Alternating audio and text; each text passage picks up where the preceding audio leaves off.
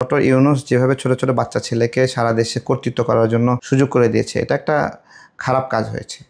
স্কুলে যাবে, কলেজে যাবে, তারা সেখানে বাদ দিয়ে গিয়ে এই একটা মিছিল করছে, অমুক আওয়ামী লীগের দালাল, অমুকরে ধরো, এই অবরুদ্ধ করো, 20 লাখ টাকা দাও, 10 লাখ টাকা দাও। এগুলো তো রাষ্ট্রীয় পৃষ্ঠপোষকতাই, তাই না? যারা এগুলো করছে তাদেরকে কিছু করা যায় বলেন? রাষ্ট্রীয় পৃষ্ঠপোষকতা না। তো এটা কতদিন চলবে?